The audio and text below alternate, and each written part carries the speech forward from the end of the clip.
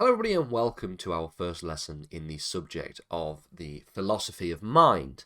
Now, this is going to be an introductory lesson, as all of these introductory lessons tend to be, and essentially what I'm going to do in this video is provide both an overview to the broader subject of the philosophy of mind, talk about the quite niche specifics of the philosophy of mind that I'm going to be exploring in this series of videos, and then essentially finishing on looking at the various different topics we're going to talk about, in addition to looking at some of the citations, further reading, and useful resources for this particular topic. So, like I said, what we're going to do in this lesson is be taking an introduction to the subject of the philosophy of mind.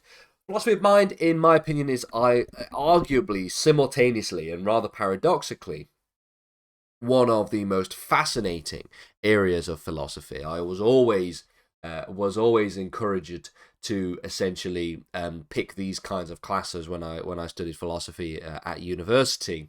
The philosophy of mind classes were some of my favorites, but it is also simultaneously one of the most challenging and one of the most difficult areas of philosophy, owing to the quite inherent complexities of some of the philosophical problems that we are going to be discussing. We will be examining the basic frameworks, principles, and ideas of the philosophy of mind in this lesson, as well as in the future lessons' time. And I'm going to begin by just simply asking the question, what is the philosophy of mind? And I would encourage you to essentially pause this lesson and to think about this a little bit. Think about what it is meant by the philosophy of mind.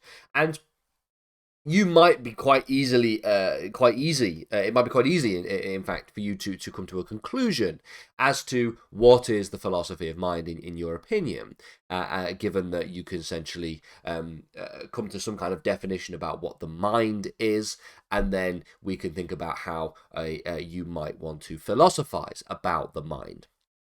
But then also I'd encourage you to think about the different kinds of things that the philosophy of mind studies. So not just examining the philosophy of mind by way of a general definition, but give me some of the different areas of the philosophy of mind, some of the kind of things that a philosopher of mind might study. And I encourage you to just pause this video, like I said, for a couple of seconds, and just to think about that particular question. What is the philosophy of mind? Assuming that you've just done that, okay, I'm going to go and provide considered a sort of general definition. So the philosophy of mind is a branch of philosophy, more specifically a branch of metaphysics, that explores the nature of the mind, mental events, mental functions, consciousness, and their relationship with the physical body, particularly the brain. There you go.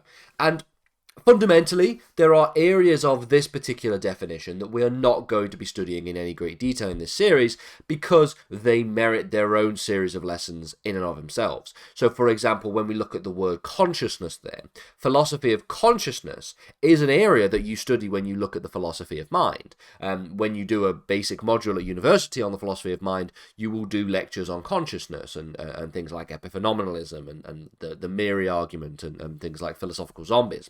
All of these are different ideas that derive into the philosophy of consciousness. But it is such an interesting area that I'm going to spend a lot of time focusing on that in and of itself. The majority of the time is going to be looking at the nature of the mind, mental events, mental functions, and the relationship with the physical body. And this is really where we look at some of the basic areas of the philosophy of mind.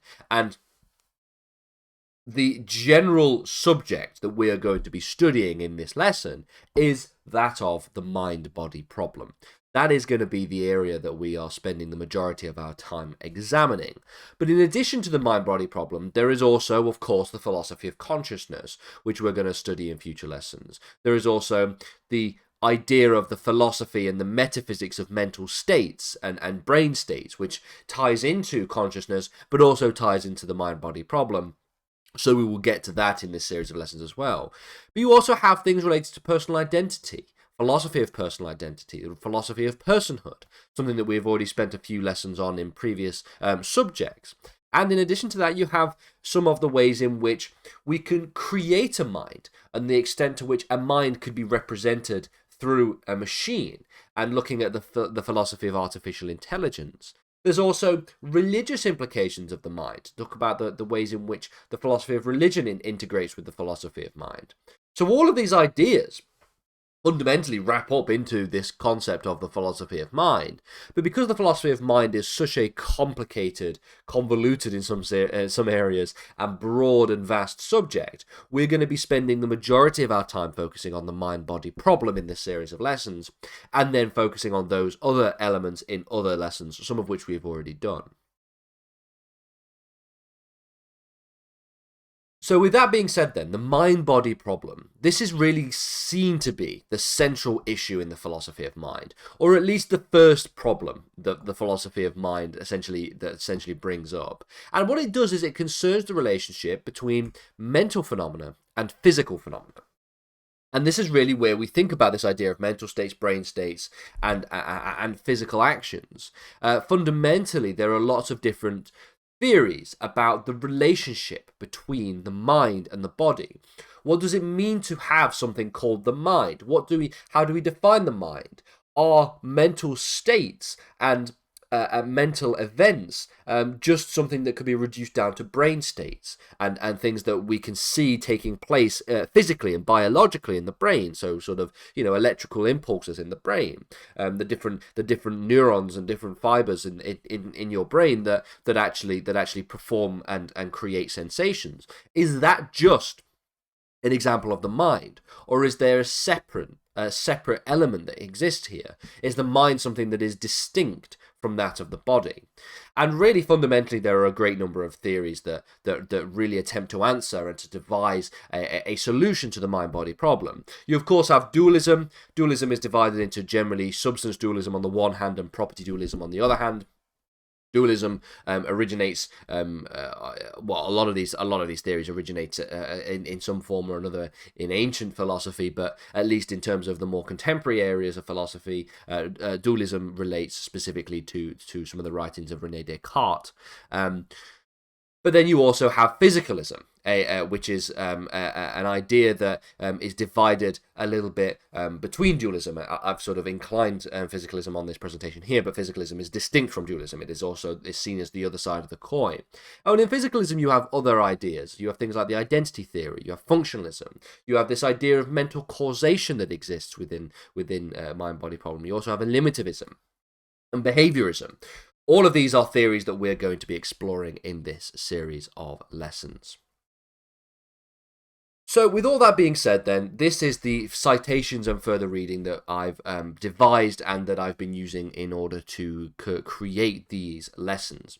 This isn't the only selection that you can rely upon, but I think fundamentally John Heil is one of the most important philosophers of mind, especially when it comes to representing the philosophy of mind and when it comes to writing about the philosophy of mind. So here's Contemporary Introduction to the Philosophy of Mind from Routledge. There are a couple of editions. I have the previous edition. The 2019 edition is the one that I don't have, but it's about, I think, a fourth or fifth edition to that particular text. Is one of the most incredible and one of the most important texts if you want to study the philosophy of mind. If you want a more general introduction, of course, the very short introduction series is very, very good.